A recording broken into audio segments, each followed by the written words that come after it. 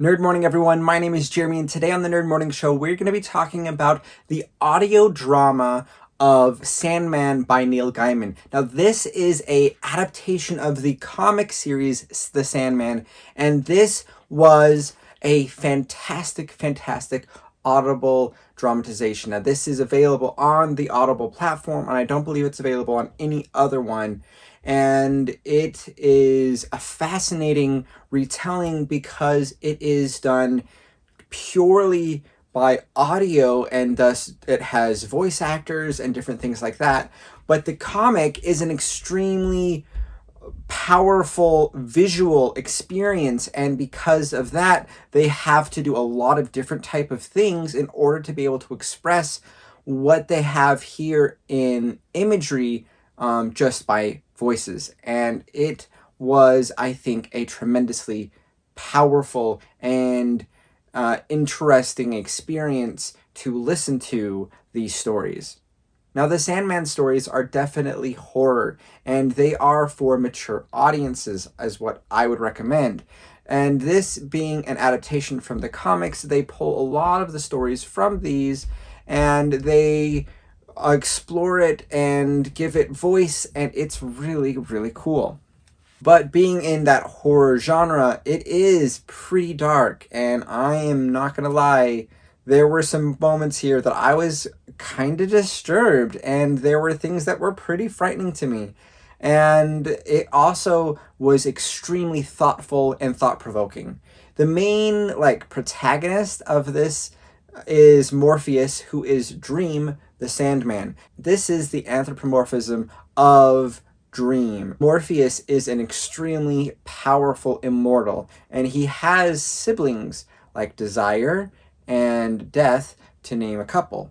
Now, this is interesting because whenever we have anthropomorphications of these human ideas or concepts, we then really get to explore these concepts or ideas in a different way. If we talk about desire, the way that we try to create it in a mortal flesh is a fascinating exploration on what desire means to us as people. His sister Death is one of the most fascinating characters in this series, and I am constantly interested by this character. And that's a really dark character, but we have a individual, Death, who loves Mary Poppins and is interested in talking and interacting with mortals before they die. And that's, I think, very different, but also very true to how we see or want or hope for death to be. And Morpheus, being the Dream Lord, he is an extremely powerful being, and this first big story is of him being captured by a warlock who is trying to capture Death, but unfortunately gets Death's younger brother. And this was a really interesting start because it sets up a whole bunch of problems, because without Dream leading the dream world, there are people who fall asleep and can never wake, or are stuck in waking daydreams, and there are a lot of different things that go wrong, which impacts the stories throughout. And I find all of these various different stories really interesting. There are stories from the very beginning of time, and then there's the story of Dream being captured in the 1920s and being captured for 60, 70 years. There's a story between Morpheus trying to get back some of the items that he lost after being captured, and he has to go into hell and battle demons, and he has a battle with Dr. Destiny in the suburbs of Gotham. And this was a really interesting exploration on some of these different stories. One of the stories that I thought was the most interesting was called Dollhouse.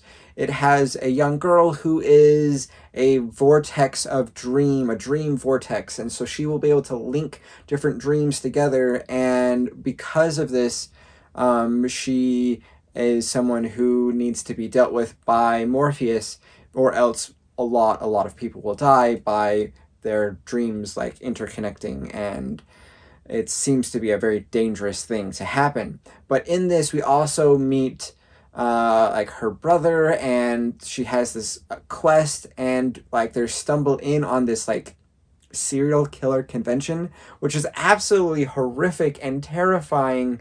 And there is also other stories where we have like a famous writer who was famous because he captured an actual muse and had imprisoned this woman and used that individual to be able to create powerful stories. And you have other like anthropomorphisms that we've had throughout literature. We have the Fae like Queen Titania, and we have Shakespeare actually giving a play to the Fae on behest of Morpheus. And we have A Dream of a Thousand Cats, which is a fantastic story in the point of view of a cat, and I just find that story really, really interesting. There is these and like many other stories that are in this audio drama, and I thought that was really fantastic. Lots of really interesting stories, some that are, I think, very inspiring, some that are very disturbing, some that really just make you think. And I think that's the most powerful aspect of this collection of stories, is that it just makes you think, because there's so many different points of view and experiences that I don't think I would necessarily subject myself to in any other form. And so that was really, really interesting.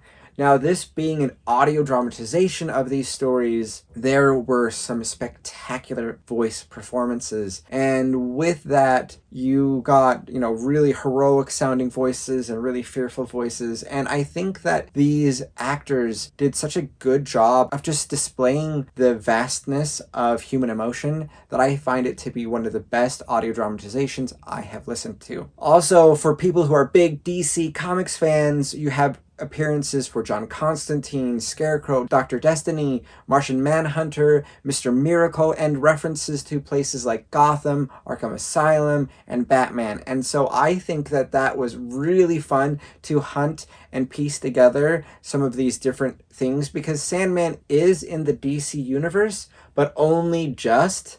It's kind of in its own sector, its own thing, but it seems to rub shoulders with the DC universe, and I find that to be really, really interesting. I personally loved this experience and these stories, and I'm a fan of the Sandman universe. I think Neil Gaiman is one of the most fantastic authors, and I've been really interested in a lot of his different works, which are really vast and varied, which I'm really impressed with him as a author and storyteller. If you guys have listened to this story on Audible, let me know what your thoughts were with it. If you guys have read the comics as well, let me know what your experience was with that. I would be interested in all of those comments. Thank you guys so much for watching. If you guys found this video interesting, give it a thumbs up. Also, you can find me on my other social media platforms like Facebook, Instagram, Twitter, and Twitch at Nerd Morning. Thank you guys so much for watching again, and I'll catch you guys next time.